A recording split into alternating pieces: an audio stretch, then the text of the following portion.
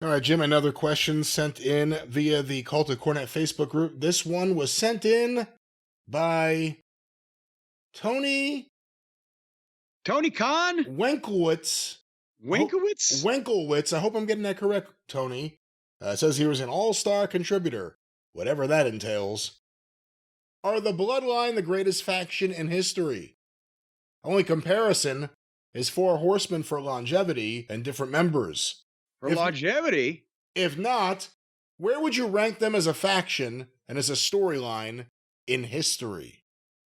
Well, I don't have the date right in front of me when the Bloodline started, but remember the Horseman was only 3 years. The original run, yeah. Well, yeah, and that's the only one that you can really count. But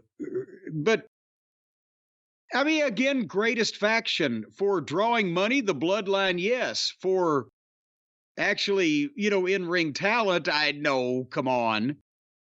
And I'm not knocking, the Bloodline either set for in-ring talent, but when you had Ric Flair, Tully Blanchard, Arn Anderson, and Barry Windham on one side, and, there you've taken up 4 of the top 10 in-ring performer places in the business in one group, but greatest in terms of drawing money and the story and the interest they've gotten in the story, I think you can say the Blood. I mean, other factions, the NWO,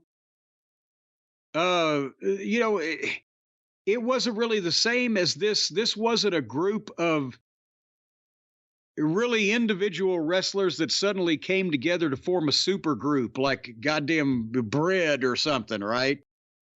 This was an actual group of family members that found their way together twice.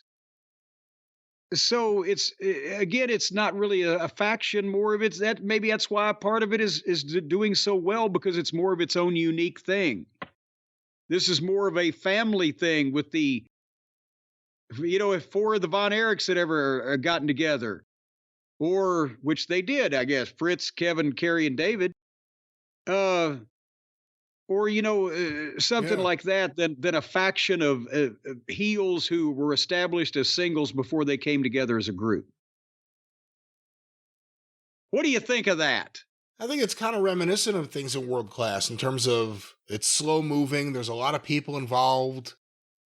It's always exciting, but it doesn't always seem to go someplace. But when you look back, it's like, oh yeah, this happened, then this happened, then this happened. In terms of money, most successful faction in history, just in terms of the storyline around it. Yeah. So it's not outrageous. It's not a greatest, depending on what you're talking about, but it's in the conversation in all aspects.